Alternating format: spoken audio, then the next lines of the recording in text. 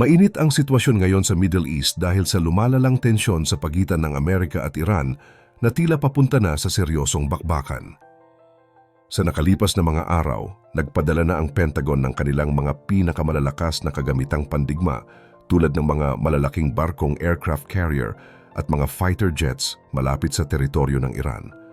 Habang nangyayari ito, may mga sorpresang pagkilos rin ang mga kalapit na bansa na dati ay hindi natin inaasahan na makikialam sa ganitong paraan. Ang Saudi Arabia, Qatar at UAE na kilalang mahigpit na karibal ng Iran sa loob ng maraming dekada ay biglang gumawa ng hakbang para kausapin ang Amerika. Ngunit sa kabila ng lahat ng ingay na ito, ang malaking tanong ay bakit tila tahimik at hindi gumagalaw ang Russia at China na inaasahan sana ng Iran na magliligtas sa kanila sa oras ng gipitan? Pero bago po ang lahat, baka pwedeng pa-like ang video na ito at mangyaring mag-comment sa baba kung taga saang lugar ka para malaman namin saan umaabot ang ating mga video. Dahil napakalaking bagay na ito sa aming content creators, maraming salamat po. Pag-usapan natin ang nakakagulat na desisyon ng mga bansang Arabo. Ang Saudi Arabia, UAE at Qatar ay nagpadala na ng formal na sulat at mensahe sa Washington para pakiusapan si Donald Trump na huwag ituloy ang planong pag-atake. Kung iisipin ninyo, nakakapagtaka ito dahil sa kasaysayan ay laging magkakasalungat ang interes ng mga bansang ito at ng Iran. Pero bakit sila ngayon ang tila nagtatanggol?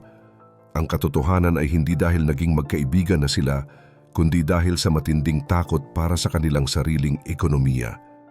Alam ng Saudi at ng kanilang mga kapitbahay na kapag binomba ng Amerika ang Iran, siguradong sasabog ang buong rehiyon at madadamay ang lahat ng daluyan ng langis at ruta ng kalakalan. Kapag nangyari ang gulo na iyan, hindi lang Iran ang talo kundi pati na rin ang mga bansang Arabo na umaasa sa kapayapaan para sa kanilang negosyo. Kaya naman kahit ayaw nila sa pamunuan ng Iran, mas gusto nilang pigilan ang kamay ng Amerika kaysa makita nilang nasusunog ang buong Middle East. Sa kabilang banda naman, mukhang walang balak makinig ang White House sa anumang pakiusap. Si Donald Trump ay nananatili sa kanyang matigas na paninindigan at ang utos sa Pentagon ay malinaw na ihanda na ang lahat ng puwersa. Hindi na lang ito basta pananakot, dahil ang dami ng sundalo at armas na ipinadala nila ay sapat na para magsimula ng isang malaking giyera. Handang-handa ang Amerika na gamitin ang kanilang lakas para protektahan ang kanilang mga alyado, lalo na ang Israel na nararamdaman ang banta mula sa Iran. Dahil dito, ang bansang Turkey ay nagsimula na ring magpakita ng puwersa sa kanilang mga border. Ayaw ng Turkey na magkagulo dahil alam nila na sila ang unang tatamaan ng problema kapag dumagsa ang mga taong tatakas mula sa giyera.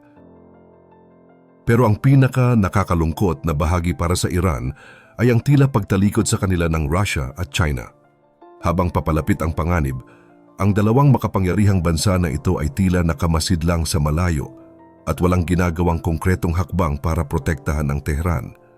Ito ang dahilan kung bakit gipit na gipit ang Iran ngayon dahil bukod sa banta ng Amerika, nahaharap din sila sa malalaking protesta mula sa kanilang sariling mga mamamayan sa loob ng bansa. Parang naiwan silang nag-iisa sa gitna ng bagyo habang ang kanilang mga inaasahang kakampi ay abala sa sarili nilang mga interes. Sa puntong ito makikita natin na ang Turkey ay kumikilos na parang isang referee na may dalang sariling pito at baril. Sinusubukan nilang maging neutral pero handa rin silang lumaban kung ang kanilang mga hangganan ay malalagay sa panganib. Ngunit ang pinaka nakapagtataka sa lahat ay ang pananahimik ng dalawang higanting bansa na Russia at China. Kung iisipin natin, ang Iran ay matagal nang umaasa sa dalawang bansang ito bilang kanilang sandigan laban sa pressure mula sa mga bansa sa kanluran. Pero base sa mga huling ulat, tila may lamat na ang kanilang pagsasama. Maraming nagtatanong kung bakit parang hinayaan na lang ng Russia at China na maipit ang Iran sa sitwasyon na ito. May malalim at seryosong dahilan kung bakit ito nangyayari ngayon sa gitna ng tensyon. Ang Russia ay kasalukuyang abala pa rin sa kanilang sariling pakikipaglaban sa Ukraine. Ubos na ang kanilang mga kagamitan at pagod na rin ang kanilang mga sundalo kaya hindi nila kayang magbukas ng panibagong labanan sa Middle East para lang ipagtanggol ang Iran. Sa madaling salita, mas uunahin ng Russia ang kanilang sariling problema bago ang sa iba. Ang China naman ay isang bansa na mas pinapahalagahan ang kanilang negosyo at ekonomiya. Para sa kanila, mahalaga ang langis mula sa Iran, pero mas mahalaga ang katahimikan ng pandaigdigang merkado. Hindi handa ang China na isakripisyo ang kanilang kayamanan at daloy ng kalakalan para lang sa isang gobyerno na tingin nila ay malapit na ring bumagsak. Habang tinitingnan ng Iran ang mapa, nararamdaman nila na wala na silang tunay na matatakbuhan o mahihingian ng tulong sa oras na ito.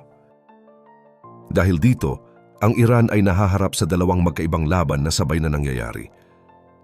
Habang nagbabanta ang mga misil ng Amerika mula sa labas, ang kanilang sariling mga mamamayan naman ay nag-aalsa na sa loob ng bansa. Ang mga protesta sa iba-ibang lungsod sa Iran ay hindi lang simpleng rally, kundi isa itong malakas na panawagan para sa pagbabago ng kanilang pamunuan.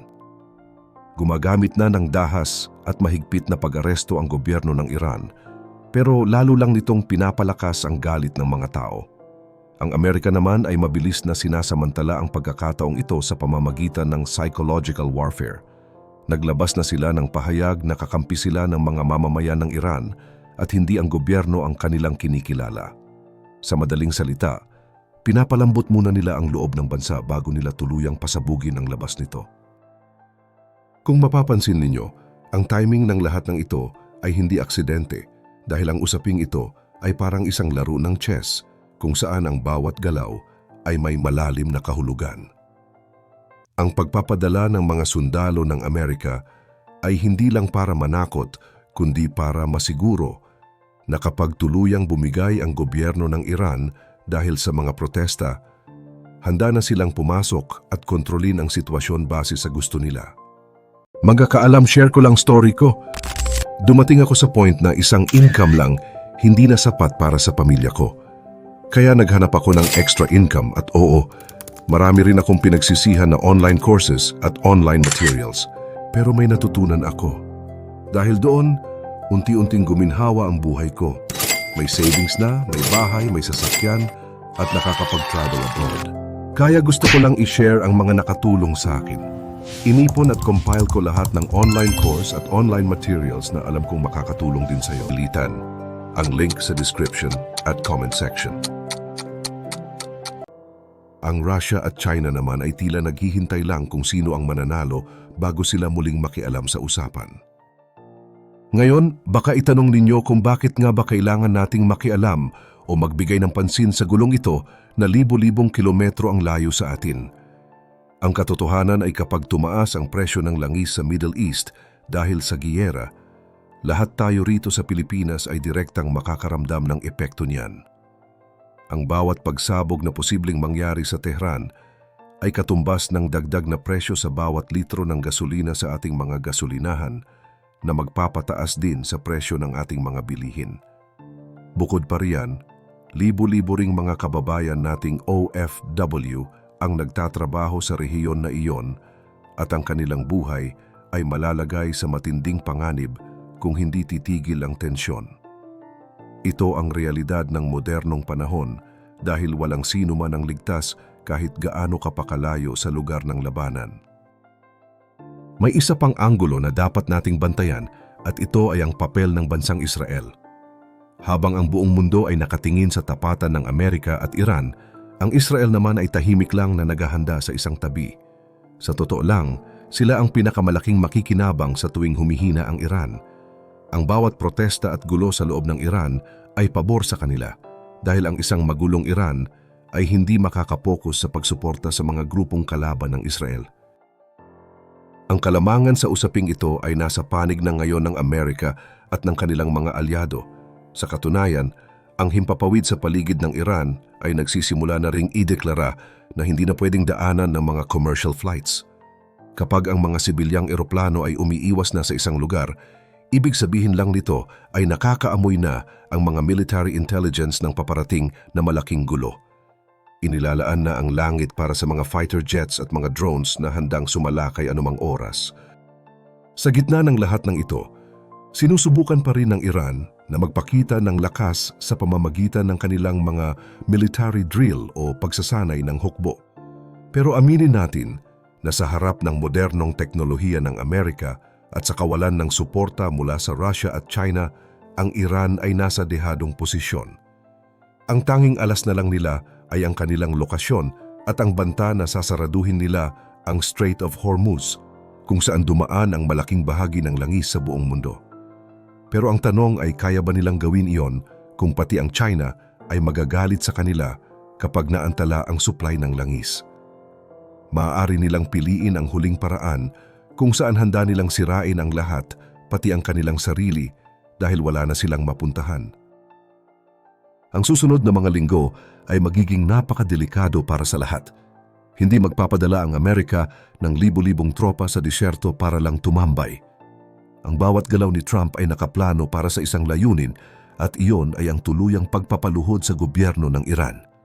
Kahit ang mga Arabong bansa na pilit pumipigil sa gulo ay maaaring pumanig na lang sa mas malakas kapag nakita nilang wala ng pag-asa ang Iran. Tandaan natin na sa usapin ng kapangyarihan, walang may permanenteng kaibigan kundi interes lang para sa sariling bansa. Sa tingin niyo ba ay tuluyan na ngang sisiklab ang malaking giyera na ito o isa lang itong matinding laro ng pananakot para makakuha ng gusto ang mga makapangyarihang bansa? I-share mo naman ang opinyon mo sa ibaba at huwag kalimutang mag-like at subscribe para sa mas marami pang updates gaya nito.